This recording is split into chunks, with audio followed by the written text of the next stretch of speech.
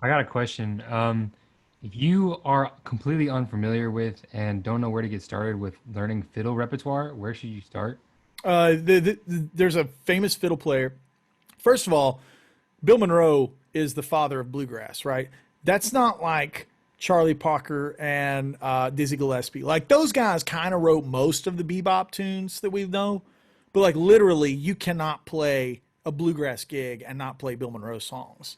Like he didn't invent most of the songs in the genre; he invented the mother effing genre. Like Bill Monroe invented bluegrass. So Bill Monroe also had a history of constantly cycling band members. And he had some of the best fiddle players in the world play for him. A couple of guys, be Bobby Hicks, played for him. That's going to be also the fiddle player that played on Albert Lee's Country Boy. If you guys remember Albert Lee's Country Boy, there was that song. The fiddle player that I would recommend is a guy named Kenny Baker.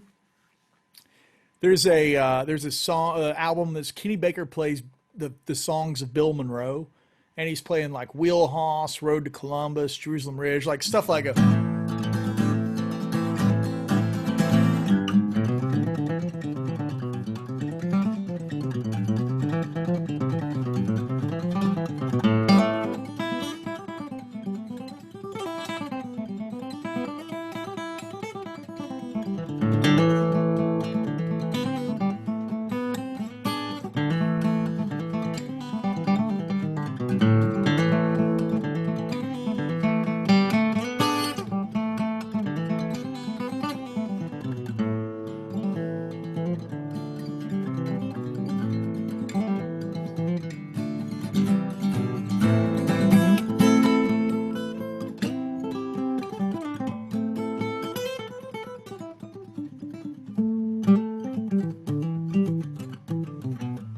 So that's like the full head of Jerusalem Ridge. It's got four parts.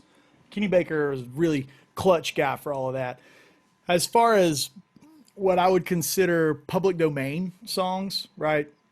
Things that you would hear in like Ken Burns Civil War documentaries, right? Like things like Angela and the Baker, right?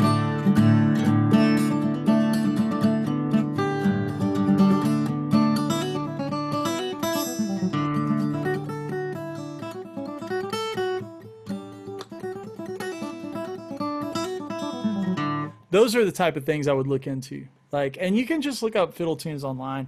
Basically, Kenny Baker, Mark O'Connor, Bobby Hicks. Those three will get you there. The reason I don't lead with Mark O'Connor is he's super advanced and super modern. Kenny Baker and Bobby Hicks are traditional, and it'll make translating those things a lot a lot easier and a lot more. I don't like easier, but a lot easier to digest. Mark starts playing, he kind of just will machine gun your ass into next week really easily. You know, it's like that guy's got a lot of horsepower. Necessarily, But it I may not be easy. It may not be easy to learn Mark's version of Gold Rush versus like learning Kenny Baker's version of Gold Rush. It'll make more sense. There is a Mark O'Connor album called Heroes where he has all of his favorite fiddle players on and they play all the signature tunes. That I would advise all of that. Basically, the reason this stuff works for guitar so well is it sucks on guitar. Like all the things that work for guitar are awful on mandolin, and the things that are really hard on guitar, things like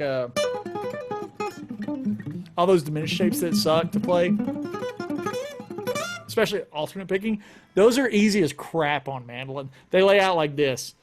Like I wrote Truth and Lie on mandolin, and it's so easy on mandolin, but on guitar it's four string cross picking with hybrid picking, just to play the opening lick.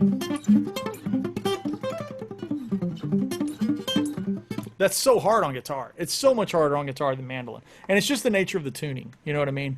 Like, that's the thing. So that's why I advise when people are working on technique or ask me about technique, I didn't get my technique to where it is by, like, weightlifting John Petrucci rock discipline exercises and just playing those for 4 hours a day. Like, that was kind of like, by the time I got to that era of music in my life, I could pick so good that I was just like I could just play those. Like once I learned the notes, like the picking hand was super easy. It was like the Steve Morse stuff, like the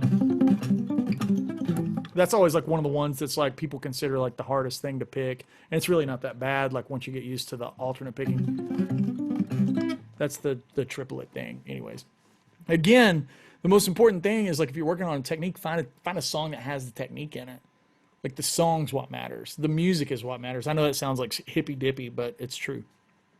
At least for like super gluing that stuff into your brain, like the bicycle analogy, right? Just doing an exercise blanket. It's like an athlete, right? If you're trying to be a great running back, but all you're doing is like powerlifting chest and arms and back, you're not doing the right thing to be a great running back. You know what I mean? You're working on all the wrong stuff. So it's like that kind of mentality can happen to guitar players. You end up working on all these things and they're not in the right context. And context is really, I guess, the number one thing you should take from this whole lesson. It's like, it doesn't matter if it's pentatonics, chicken picking, jazz, anything you learn ever. It's like put it in a context where you can digest it in a musical scenario. Yeah.